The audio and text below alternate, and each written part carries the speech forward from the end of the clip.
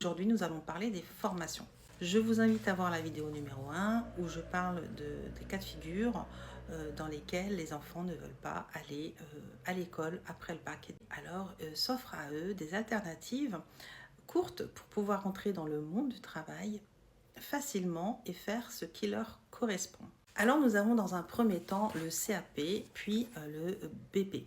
Alors le BP vient après le CAP si on a envie de se spécialiser ou si on a encore envie d'évoluer, d'apprendre encore plus sur le métier qu'on veut faire. Certificat d'aptitude professionnelle de niveau 3 au niveau du diplôme, le passer en formation initiale ou bien en alternance. En formation initiale dans un lycée professionnel, cela peut être payant dans des lycées privés ou cela peut être dans des lycées publics. Et là, c'est gratuit. Pour le CAP en alternance, il y a un contrat de travail. Le jeune adulte est rémunéré, il apprend son métier concrètement. Et puis, il y a aussi de la théorie. Donc, pour se former, il existe plusieurs structures. Dans le GRETA, le CFA, la FPA, qui sont des centres pour apprentis, des centres de formation, des centres de reconversion. Ils sont reconnus et c'est eux qui vous aideront à trouver votre alternance. C'est eux qui vous dirigeront vers les lycées et c'est eux qui vous accompagneront tout au long de votre CAP ou BP. Pour passer un diplôme comme le CAP ou le BP après avoir eu son bac, est-ce que c'est ridicule parce qu'on est bachelier, on ne va pas retourner en arrière?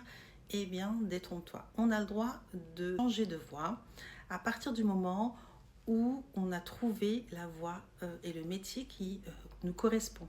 Surtout que quand on a le bac, ça permet d'avoir le CAP d'une façon plus rapide, 1 an au lieu de 2 ou 3 ans. Et ensuite continuer avec le BP, pourquoi pas, pour évoluer et se spécialiser.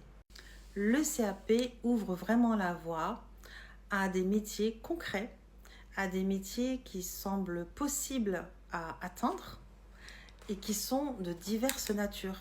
Et la troisième option, mais la liste n'est pas exhaustive, c'est de passer des concours de catégorie C ou de catégorie B. Alors souvent, on n'y pense pas.